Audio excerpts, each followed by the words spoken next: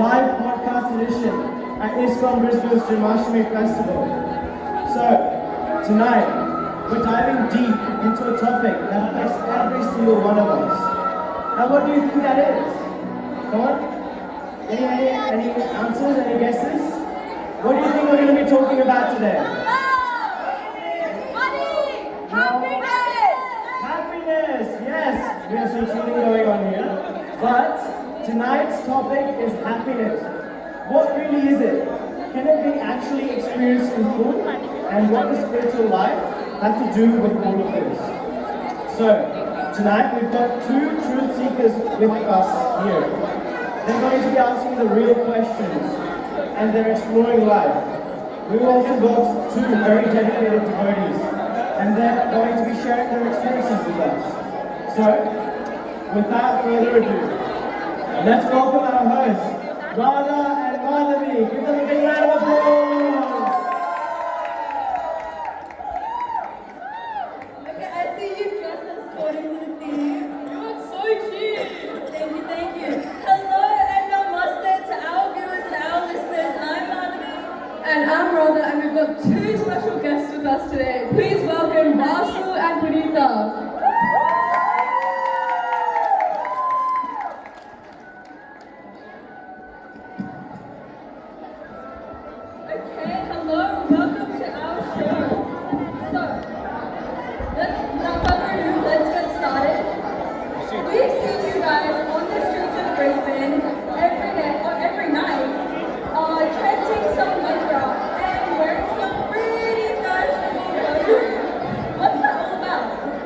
So, it all started 60 years ago, when Srila Prabhupada travelled to the West. And long story short, we're still here, 60 years later, standing strong. That's so impressive. So, what's this movement actually about? Like, what is the Hare Krishna movement? What do you guys do? What's the key purpose? So, basically, we're part of the International Society for Krishna Consciousness. You guys may have heard of this ISKCON? Yeah. So it's a spiritual community rooted in the teachings of ancient texts like the Bhagavad Gita, the Srimad Bhagavatam, scriptures you may be familiar with. So these scriptures help us understand who we are, who God is, and of course how to reconnect to them. Vasu, do you want to add anything? Yeah, and a big part of that connection is chanting. And as I'm sure you guys know, it's more than just words. So who wants to try it? Anybody? You guys? Let's try it. Okay, here it is. Hare Krishna, Hare Krishna. Hare Krishna, Hare Krishna. Krishna Krishna, Hare Hare. Krishna Krishna, Hare Hare. Hare Rama, Hare Rama. Hare Rama, Hare Rama. Rama Rama, Hare Hare. Rama Rama, Hare Hare. That's it. Wow, that is so simple. Yeah, it's only 3 words. Yeah, exactly. See how easy it is? It's just 3 words. Hare, Krishna, and Rama. Anyone can try it. You don't have to be religious or anything to chant. You'll notice your anxiety slows down and your heart feels just a little lighter. I felt that from personal experience. After all, there is no other way, apart from chanting the whole name. Hare Nama, Hare Nama, Hare Nama Kevala, Kalo na seva, Kitir Anyata.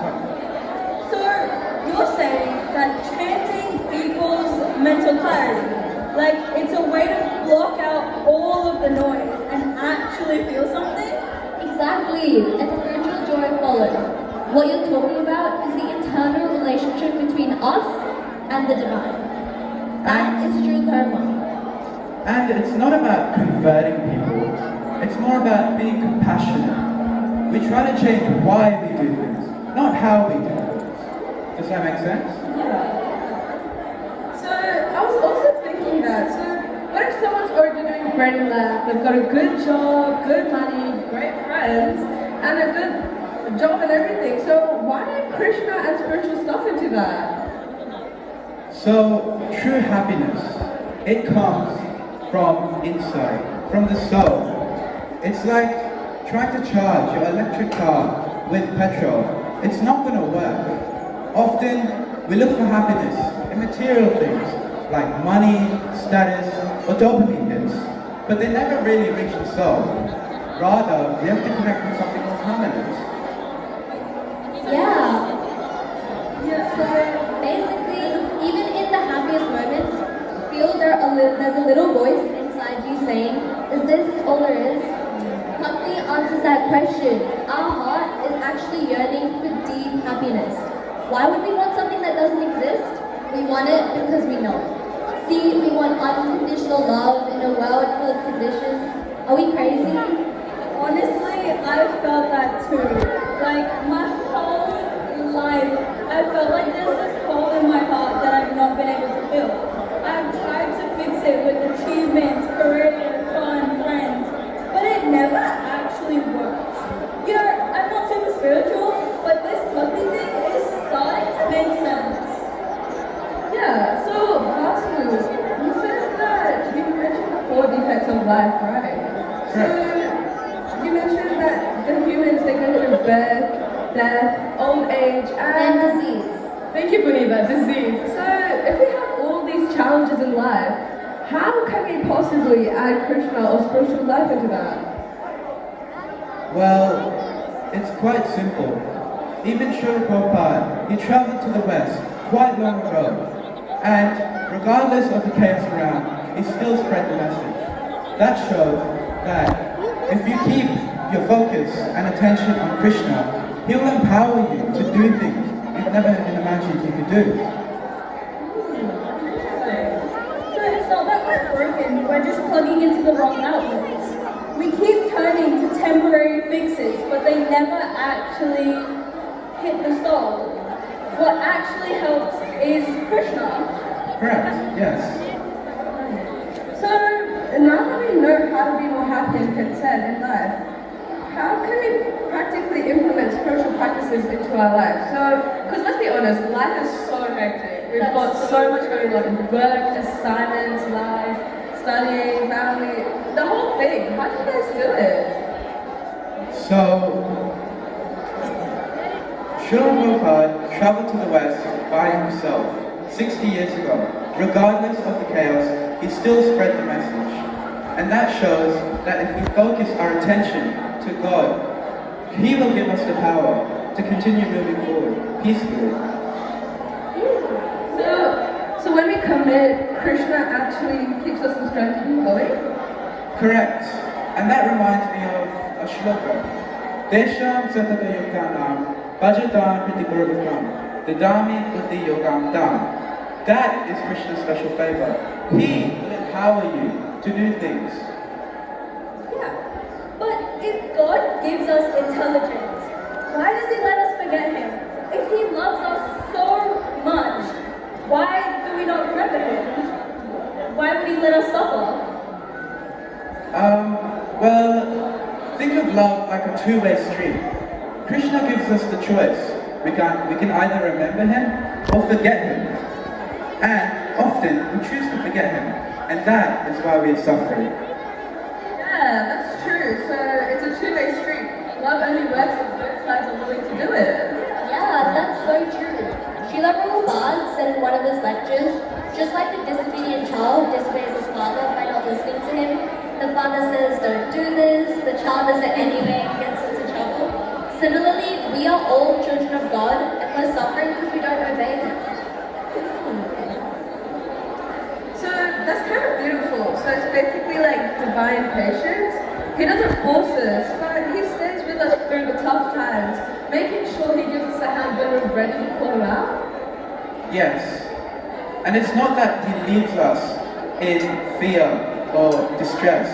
He's always there with us, calling to us through a silent voice or through devotees. And He calls us back gently.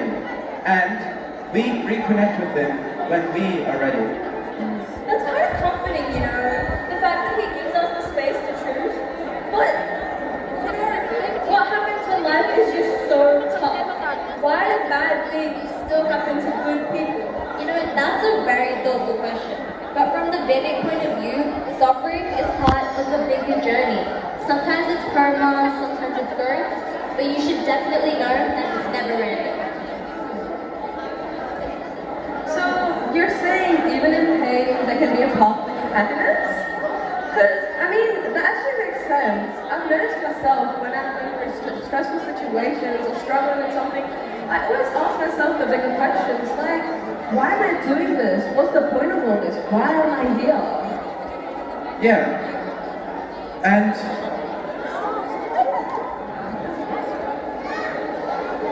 And it's not just people outside of ISKCON that suffer. Even devotees often face challenges, but their deeper realizations in Krishna consciousness often push them through. I'm not a devotee or anything, but I've always felt like there must be something more. Hearing that Krishna is actually with us through it, it's kind of comforting. Like, I've never thought of that before. Finding the answer to these bigger questions will definitely help me in stressful situations in the future. Definitely. Yeah, pain isn't the end, it's sometimes the beginning of awakening. Srila Prabhupada said, a devotee may be in physical pain, but he is never unhappy, because he is always connected to Krishna. Similarly, that connection is so important in our lives. Pain might still be there, but suffering becomes optional. Yeah. You guys, honestly, this has shifted something in me. Like, I used to think that I've checked all the boxes for happiness, like love, money, friends. But talking to you guys tonight has made me think otherwise. Same here. I've always believed in being a good person and doing good things, but I never actually thought where happiness comes from. Yeah, the happiness is in us. Chanting brings us back. Thank you guys so much for joining us on this episode. Honestly, I don't think it's enough. Yes, we definitely need to see you guys sometime soon. Thank you so much. We'll definitely come next time. And you know, if one episode isn't enough, all of you guys can join us at the temple every Saturday for Saturday Feast and come to our weekly Sacred Sangha youth sessions. We have a little ad promo video so we can tell you guys all about it. Thank you.